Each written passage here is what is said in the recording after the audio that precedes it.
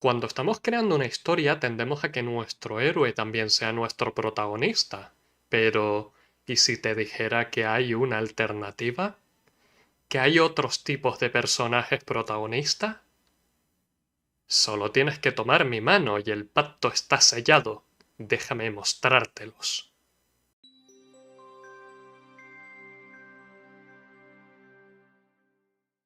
Bienvenidos a la continuación que nadie esperaba. En el último vídeo estuvimos hablando de personajes secundarios malvados, y en esta ocasión hablaremos de cómo invertir esos papeles, y de si deberías o no. Para empezar, debemos de comprender que tener a un personaje principalmente malvado es radicalmente distinto a tener a un personaje secundario o terciario malvado en la historia. ¿Por qué es diferente? Porque las historias están usualmente estructuradas de tal forma que nuestro protagonista es con quien vamos a pasar la mayor parte del tiempo. Puede ser nuestro narrador o puede ser el foco principal a través del cual contemplamos la historia, pero esto establece una relación distinta con respecto al resto de personajes. Es normal establecer algún tipo de vínculo cuando pasas tanto tiempo siguiendo las aventuras de algún personaje, pero un protagonista malvado supone un obstáculo adicional de entrada. Diferentes personas buscan diferentes cosas a la hora de disfrutar de una historia. Hay quienes buscan identificarse con el protagonista o el recorrido que ha de tomar. Hay quienes buscan empatizar con estos personajes. Y hay quienes simplemente buscan la historia, y los personajes no son más que un vehículo para moverse en esta. Sin embargo, un personaje malvado como protagonista altera radicalmente la relación que tiene con la audiencia, pues requerirá de una historia diferente para acompañar a nuestro villano. Es más difícil establecer conexiones con un personaje malvado, pero no imposible. Solo hay que mirar a mi caballero promedio. Que haya más criminales de guerra que protectores del reino dice mucho. Es mucho más complicado identificarse con un personaje abiertamente malvado o simpatizar con sus circunstancias, a menos que literalmente sea víctima de estas. Por esto mismo, es más complejo hacer que una historia malvada llegue a una mayor audiencia que una historia de héroes y villanos tradicional. Aunque no hay nada de malo con que disfrutes de estas historias, esta hada no juzga a nadie. Entonces, ¿por dónde empezar? Las historias acerca de personajes malvados no son nuevas. Son tan antiguas como el teatro en la antigua Grecia, incluso más. En este vídeo os presentaré 3 formas de tener una historia acerca de personajes malvados y sus características propias. Por un lado, tenemos las historias de antihéroes, famosos por ser capaces de hacer aquello que nuestros héroes no serían capaces de hacer. También tenemos las víctimas de sus circunstancias, monstruos creados por la sociedad o la cultura a la que pertenecen. Por último, villanos, aquellos que no esconden su maldad o no se excusan sus actos. Un antihéroe, por definición, es aquel personaje cuyos defectos son más prominentes que sus virtudes. No todos los antihéroes son malvados, pues muchos simplemente utilizan métodos al margen de la ley para llevar la justicia a los villanos, y otros son simplemente villanos en el camino de la redención. Y un caso reciente de redención es el de Baldur's Gate 3. En Baldur's Gate 3, si elegimos el Ansia Oscura como nuestro personaje protagonista, nos embarcamos en una historia acompañados de una hambre siniestra, que nos obliga a hacer ciertas acciones que se pueden catalogar como pérfidas y malvadas. Inserta aquí cualquier clip pateando ardillas.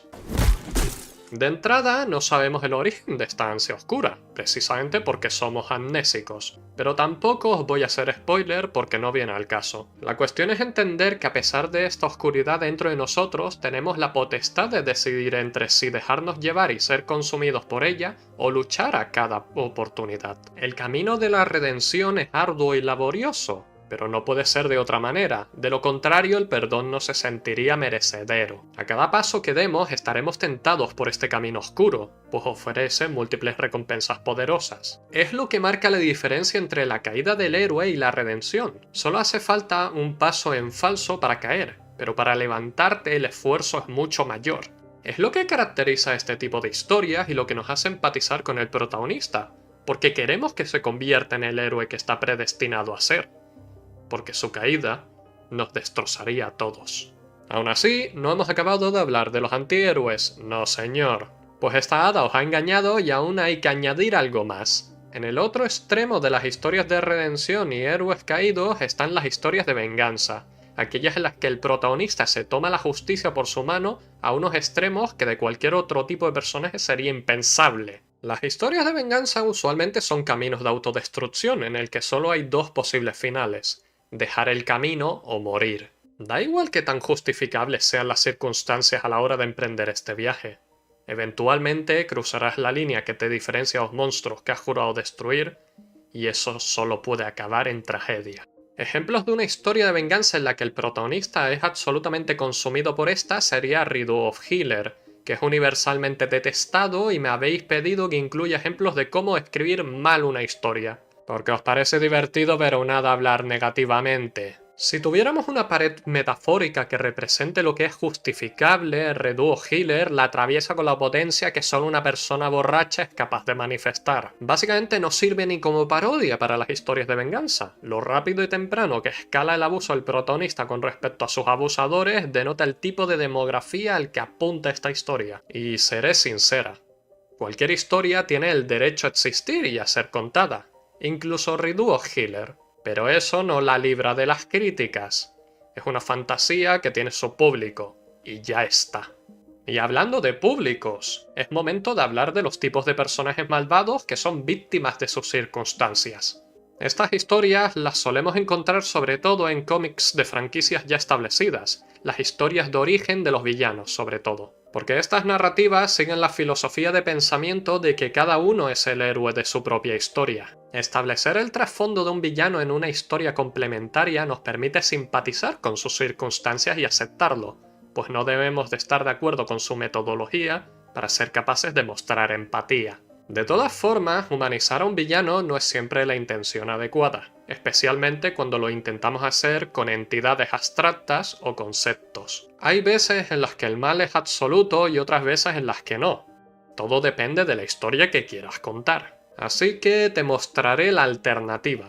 Este método funciona para esos personajes que no son sus propios villanos establecidos por una franquicia y sirve para historias independientes, pero requiere de una planificación previa por parte del autor. Existen los protagonistas malvados que no se descubre la maldad de sus acciones hasta el final de la historia. Este descubrimiento se reserva para el clímax y conclusión para que tenga el efecto deseado. Un giro de guión que nos hace ver la historia hasta ese punto con una luz nueva. A veces el protagonista, que es el propio narrador, es consciente de este hecho y omite los detalles clave hasta la conclusión final en la que se revela. Esta estructura es especialmente efectiva en obras policíacas y de detectives, en el que creemos en la inocencia de nuestro protagonista hasta que éste deja caer su máscara. Al fin y al cabo, ¿cómo no vamos a creer en su inocencia si lo hemos acompañado durante todo el viaje? Alternativamente, también están las historias en las que nuestros protagonistas son ignorantes. Solo estaban cumpliendo órdenes y desconocen la naturaleza de lo que están haciendo, y es la revelación final lo que les destroza,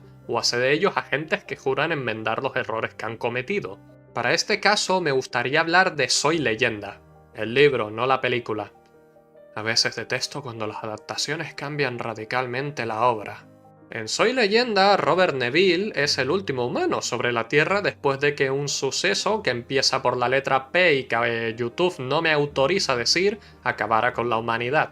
Pero no está solo, pues las víctimas del virus ahora habitan las calles de Los Ángeles y le dan caza constante. Durante los primeros compases de la obra, Neville está luchando día tras día por su supervivencia en un enfrentamiento constante contra las legiones de vampiros que ahora gobiernan la noche.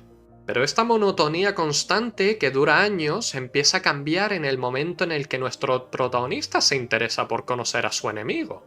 Comienza a estudiarlos, a intentar comprenderlos, desde la perspectiva médica, biológica y psicológica. Tal vez incluso puede que sus hallazgos terminen por encontrar un remedio a esta plaga y devolver la tierra a la humanidad. Avanzando hasta el final de la obra, Robert Neville es capturado por la sociedad de vampiros y en una celda aguarda su muerte. Sí, has oído bien, una sociedad de vampiros. A lo largo de la novela, para Robert, los infectados no eran diferentes de animales salvajes, una sombra de lo que fue la humanidad. Pero es en este momento, junto a nuestro protagonista, que llegamos a una conclusión.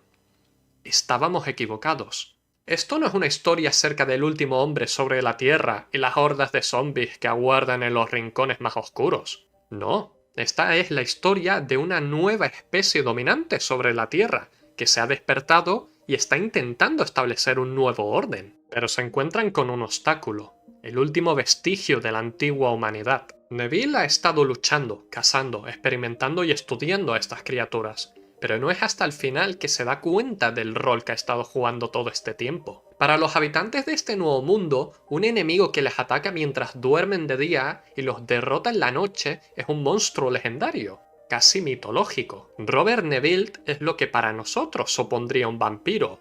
Sus últimas palabras: soy leyenda.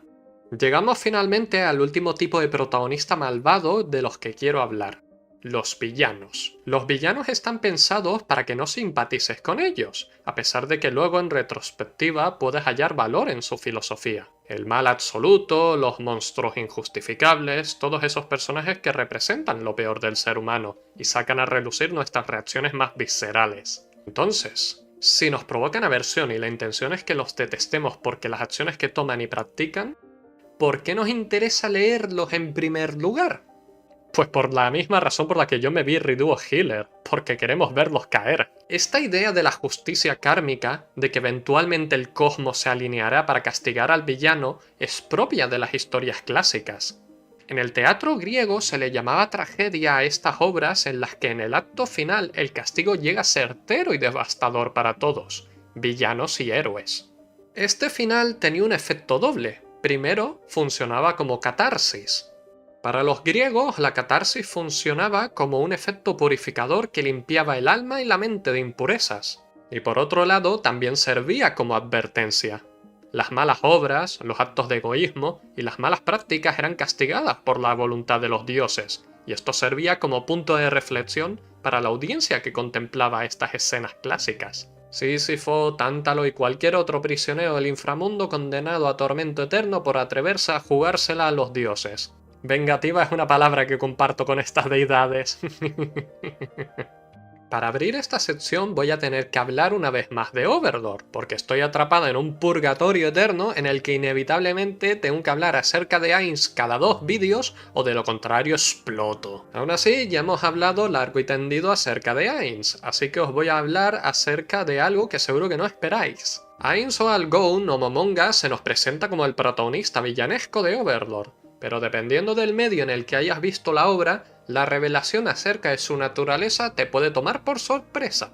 Si solo te has centrado en ver el anime, es probable que no sea hasta la tercera temporada que te des cuenta de que Ainz es básicamente el villano de la serie. En la novela ligera, este descubrimiento ocurre casi instantáneamente porque disponemos de la capacidad de escuchar los pensamientos y monólogos internos de Satoru, para mi desgracia. No hay límite que Ainz no esté dispuesto a cruzar en pos de defender a los suyos por encima de cualquier otro, incluso si eso significa pisotear el mundo entero y esclavizar a los supervivientes. Y esta es la oportunidad que quiero aprovechar para hablar acerca de la relación que tiene el medio con la audiencia para contar su narrativa. Es por esto mismo que, a pesar de que mi concepto de este canal sea hablar de literatura, incluyo anime, películas, cómics, manga y videojuegos, precisamente porque lo que me interesa es cómo cuentan sus historias, su narrativa.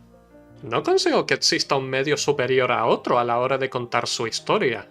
Por ejemplo, los videojuegos tienen la ventaja de implicar al jugador en las acciones de la historia, pero su defecto está en las limitaciones del propio producto, como de la libertad a la que se quiera apuntar.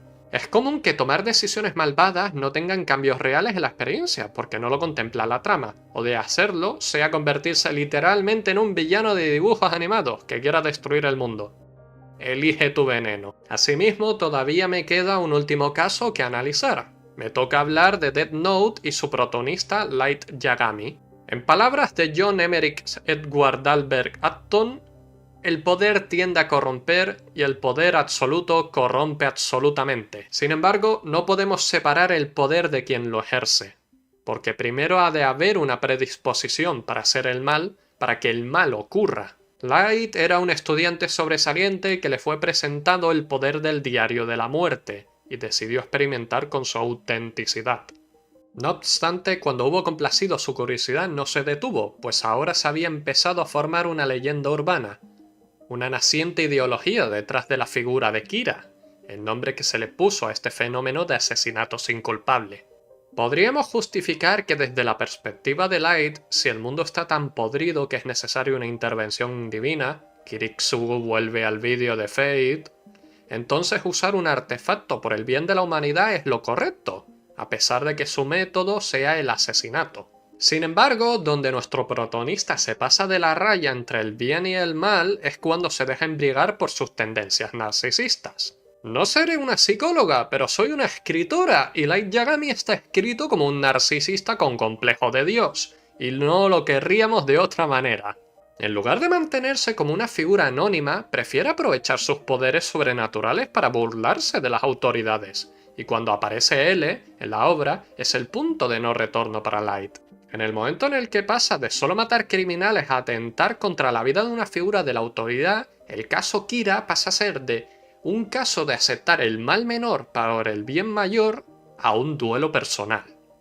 Tanto L como Light entran en lo que llamamos el juego del gato y el ratón, con la intención de derrotar al otro, no porque sea lo correcto, sino porque es una cuestión personal. Ideológicamente, cada uno de ellos cree ser poseedor del verdadero significado de la justicia. Una justicia que no puede aceptar la existencia del otro. Kira, I will hunt you down wherever you're hiding and I will eliminate you. I am justice. A lo largo de la primera mitad de la serie contemplaremos el duelo intelectual de estas dos entidades hasta que uno se alce con la victoria sobre el otro. De la misma manera, a medida que vamos conociendo a L y acerca de sus métodos, vamos comprendiendo que no es tan diferente de Light. Al menos no es un caso del bien contra el mal. Los dos presentan cualidades malvadas. Es entonces que al final de la primera mitad de Death Note, Light se las ha ingeniado con astucia, suerte y estrategia para sobrevivir hasta el momento y derrotar a su rival, el legendario detective. Y la serie podría haber terminado ahí, pero no lo hace. Veréis, es importante entender que en una obra, en cierta manera, estamos viendo la intención del autor desarrollarse y tornarse un mundo. Para muchos, el final de Death Note está con la victoria de Kira y la muerte de L, pero no para el autor, Sugumi Ohba, ni para el director de la película de L, Change the World. El spin-off en el que L gana el caso Kira y pasa los pocos días que le quedan de vida salvando al mundo. ¡Menuda maravilla! La segunda mitad de Death Note no tiene ni el cuidado ni el pulido de la primera mitad, pero hay algo importante detrás de ella. Como ya he dicho, en la tragedia griega, la catarsis llega con el final trágico y el castigo del héroe. En este caso, la intención nunca fue dejar ganar a Light. Con esto dicho, espero que os haya gustado este vídeo. Además, este vídeo y el anterior fue un proyecto votado por la comunidad. Si os ha gustado, recordad darle a me gusta y compartirlo para llegar a una mayor audiencia. He sido Albi Rodnos, el Hada Cuentacuentos, y me despido.